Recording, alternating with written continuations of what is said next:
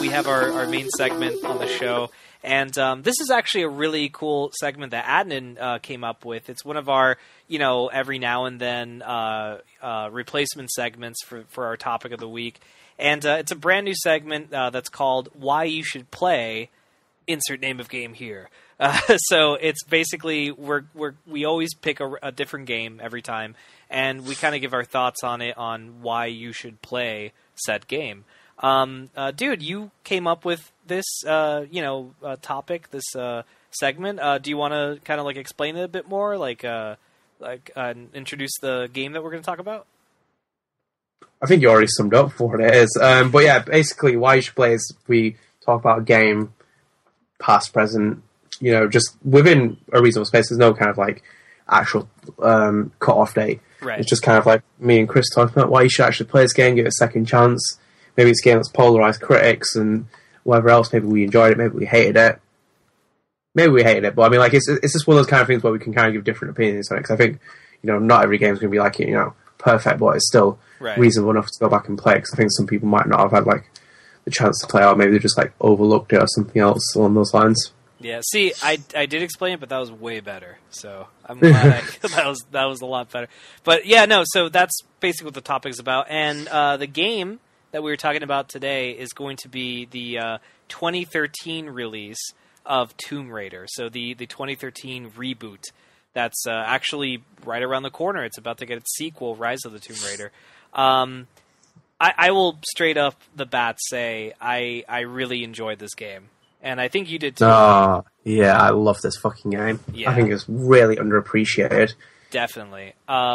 It's kind of funny because remember when Uncharted came out and everyone jokingly called it Dude Raider? They're like, it's Dude Raider. That's what they referred to it as because they thought the original Uncharted looked a lot like Tomb Raider. Dude Raider. Yeah, Dude Raider. That's what they said. And I think it's funny that this Tomb Raider game is now adapting elements from Uncharted a little bit. It's still its own thing, but, the cinematic points, you look at it and you think, oh man, this is Tomb Raider infused with some Uncharted DNA, that adventure, almost Indiana Jones-esque adventure to it. I think that's really funny how that comes around, that they established Tomb Raider, everyone thought Uncharted looked like they were stealing from that, and now, it's this big, weird synergy thing, even though they're separate companies. When I first played that, I bought it on release date back in 2013 on Xbox 360. That's what I played it on. And one of the rare games that Rebecca, my wife, would sit down and play with me or watch me play and got into it because of the story. I thought it was excellent. I loved it. I thought it was such a fun game. It was one of those things where you're done with it and you're like, oh man, I really want to know where they're heading with this story. It's I had a couple of issues with it. In general, I think it's an excellent character-driven story. It almost reminds me a little bit of MGS3, how that's a very character-driven, big boss story. And at the end of that game, he is a very much different man than he was at the beginning. I feel like Lara Croft, same thing. At the beginning of that game and at the end of that game, if you see screenshots of her, not only does she physically look different in the way she stands and the way she looks at things, but she's a different character, which is why Rise of the Tomb Raider is going to be such a fucking great game, because you're going to get that badass Lara. That she became the Tomb Raider at the end of the game, basically. So you're going to get that Tomb Raider in the sequel. I did have issues with the game, mainly story-wise. Gameplay-wise, I think it's very solid. I think it suffered a little bit too much from how in to compare back again to Uncharted, how in the original game they would always have those segments where you have to fight so many fucking enemies, and it got so boring after a while. I think Tomb Raider has a couple of points like that. There's almost too many action scenes and not enough exploration scenes. Not to mention the tombs were shushed away on the side. For a game not really a Tomb Raider. Yeah, for a game called Tomb Raider, that was more of an optional thing. And I think that was kind of a weird thing. And also, I thought the supporting characters were a little bit boring, underwhelming. And stereotypical, and just you knew they're all archetypes, that you're familiar with, no substance whatsoever. But, in light of all that, they really did do an excellent job bringing Lara and Camila Luddington, I think that's her name, Like, Yeah. I am so pissed she didn't win. We talked about this. Remember that she didn't win the award for best like voice actor. She was completely shunned. It was a very good year for voice actresses, though. There was also Ellen Page. Yeah, Ellen Page. yeah. Ellen Page. What's it called? Elizabeth. Is it Elizabeth Draper? No, Elizabeth Draper. From what game? Courtney Draper from Bioshock Infinite. Oh fuck yeah! I forgot her name. Too. I think it might be Courtney Draper. Yeah, yeah. And then also obviously Ashley Johnson who won it. So it was I think that was even more stronger than the male one because obviously it was just Troy Baker in the other one. Yeah. Fighting as Troy Baker. He fought against himself. Go figure. Yeah. I think it is Courtney. I'm gonna say it's Courtney Draper. Yeah, it's Courtney Draper. But yeah, I agree with you though. She did do a fab job with the voice acting. Yeah. Lara Croft. I mean, my take on the game is I think there were some issues. There's the fact, like, you know, when you kill that, there's a very emotional moment when she kills that animal. And she's like, and it's like next minute you're killing every single animal and skinning them alive. Right. Like, yeah. Well, I lost my innocence in that 1 minute. That's not an issue. That's just me making fun of the game. No, I genuinely loved the reboot of this series. I thought it was like what it really needed. I thought. Yeah. It's kind of hard to make something like Tomb Raider relevant almost in 2015 because it can kind of like fall flat. And obviously, the appearance of Uncharted really didn't help things, but also helped things at the same time as well. It's contradictory, but it had a good like double effect, if anything. But like just like kind of like the story was good. It had a good setup point. Like just the fact, like, you know, it was a very early Lara Croft an origin story. We didn't really have that in the other games.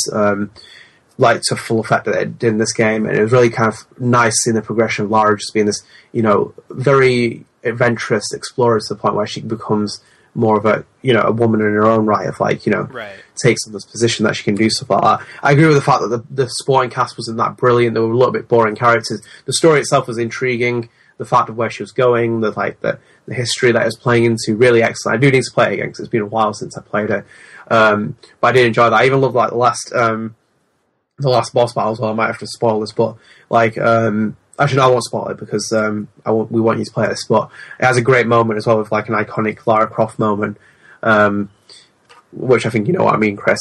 But I always had this kind of thing that I actually totally forgot. For the record, I played the game and the pistols. Oh my god, you're right. Yeah, that part was awesome. Yeah. Okay, definitely won't say anything. Yeah. So I was, yeah.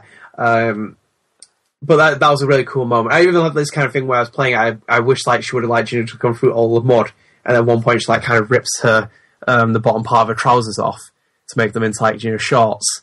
Oh yeah. I thought they were going to do that at one point, like, you know, just the fact that she rips off like near her knee. Right. She just like cuts off, and then she has like kind of like the pants that she wears in the earlier games. But I like the model though. The character model was kind of good as well. Like they kind of made her just like, you know, look very much like Camilla Luddington. Yeah. They ruined. Kind of like I was sorry to interrupt. I was going to say I've recently, it was a free Xbox Games of Gold title, but I picked up the remastered version of the game on Xbox One, and oh my god, dude, they ruined her face in that game. Oh yeah. Yeah, it looks like she was just injected with Botox. Like, it's really bad. Like, I mean, no offense to anyone who uses Botox, but for her character, she didn't need it, and it just looks really bad. Like, it was really fucking. They destroyed how pretty and how, you know, Camilla Luddington-esque she looked in the original one. So I don't get what the hell they did there, but ugh. Yeah, it was a strange one for that. Like how that actually kind of came about, but I love the fact. I even love my little things like "You're a Croft, Lara." It's freaking English accent. No, it had a good thing. I even love the mechanics, like, you know, climbing, you know, with like the hatchet thing that she has, and even how she uses a weapon as well. That was a cool feature. I even love the bow as well that she has. I think it's like a Tomb Raider experience. It reminds me of Uncharted. It's very simple. It's got like a, you know, good building block to kind of like continue on from.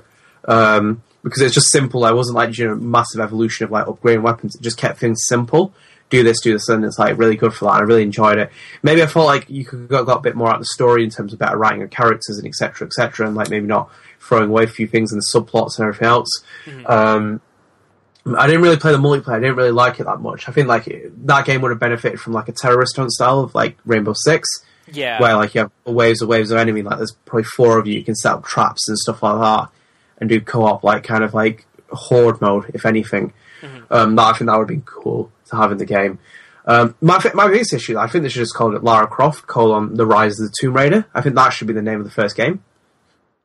Yeah, I think that would have been a lot more epic. Yeah. And then the second game that they're making out could have been Tomb Raider. Yeah, just Tomb Raider. Like she's become the Tomb Raider. I mean, yeah, that's what I mean. I guess they were trying to follow the like the formula of like how movies are now. What is it like?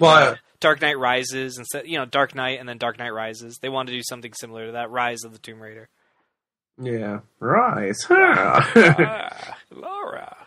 I hope he comes out of that like mountain, that snowy mountain. The rest of his coat. I would not. You know how not pissed I would be about that. I'd be so happy. It's like, good thing I bought my coat. It's chilly up here. I am bald, you see. It is very cold.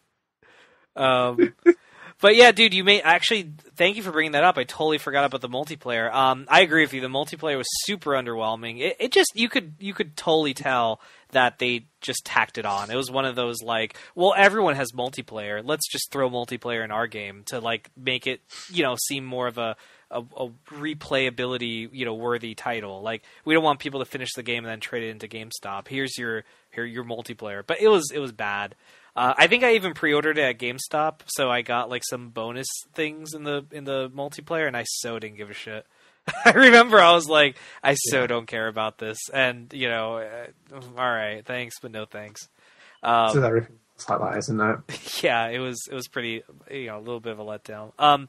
That being said, the game as a whole, in what it excels in, which is an excellent single player experience. I think it is about 15 to 20 hours, right? Just like Rise. It felt like that, right? It's not a short game. Yeah. It's not a long game either. It's medium. It hits its it has its length. It doesn't linger too much. Yeah. Yeah, it says. Yeah. It doesn't make you, like, I think you put it best. You don't really feel like, oh god, just stop already. You just kind of like go with it.